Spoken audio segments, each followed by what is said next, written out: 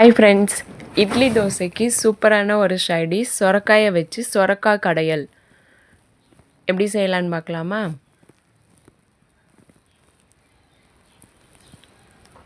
இதுக்கு ஒரு குக்கரை அடுப்பில் வச்சு எண்ணெய் ஊற்றி கடுகு சேர்த்து பொரிஞ்சதும் இதோட 2 வரமிளகாயை கிள்ளி சேர்த்துக்கிறேன். ஒரு 4 பச்சை மிளகாயை 2 ஸ்ப்ளிட் பண்ணி சேர்த்துக்கிறேன்.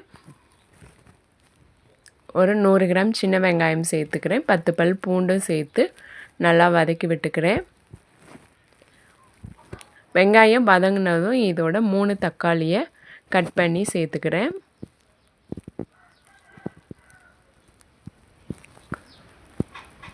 இதோட கொஞ்சம் மஞ்சள் தூளும் உப்பும் சேர்த்து தக்காளியை நல்லா வதக்கி விட்டுக்கிறேன்.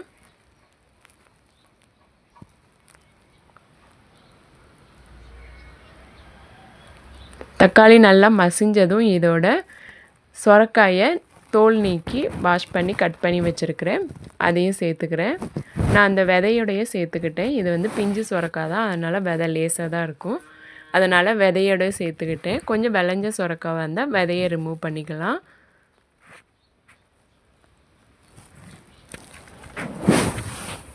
சொரக்காயை சேர்த்துட்டு ஒரு 5 மினிட்ஸ் வதக்கி விட்டுக்கிறேன். இப்போ இதோட குழம்பு மிளகாய்த்தூள் ஒரு 2 ஸ்பூன் சேர்த்துக்கிறேன். குழம்பு மிளகாய்த்தூள் சேர்த்து வதக்கி விட்டுட்டு குழம்பு மிளகாய்த்தூள் பச்சை வாசனை போகிற வரை வதக்கி விட்டுக்கிறேன்.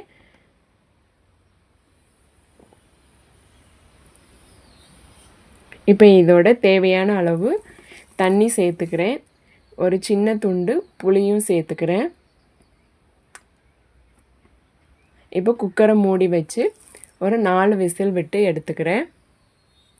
ப்ரெஷர் இறங்குனதும் குக்கரை ஓப்பன் பண்ணி அதில் உள்ள தண்ணியை தனியாக வடித்து எடுத்துக்கிறேன். வடிச்சிட்டு இதை ஒரு மத்து வச்சு நல்லா மசிச்சு எடுத்துக்கிறேன்.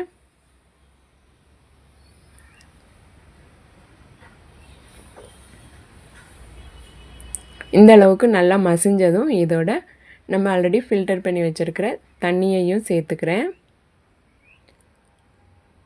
சேர்த்துட்டு உப்பு காரம்லாம் செக் பண்ணிவிட்டு தேவையான உப்பு காரம் உப்பு ஆட் பண்ணிக்கிறேன். இப்போ இதுக்கு ஒரு தாளிப்பு கொடுத்துக்கிறேன். சின்ன வெங்காயம், கருவேப்பிலை, மல்லி இலையெல்லாம் சேர்த்து தாளித்து இதோட சேர்த்து இறக்குனா சூப்பரான சொரக்காய் கடையல் ரெடி. நீங்களும் செஞ்சு பாருங்கள். இந்த வீடியோ உங்களுக்கு பிடிச்சதுன்னா லைக் பண்ணுங்கள், சப்ஸ்கிரைப் பண்ணுங்கள், கமெண்ட் பண்ணுங்கள், உங்கள் ஃப்ரெண்ட்ஸுக்கும் ஷேர் பண்ணுங்கள். தேங்க்யூ.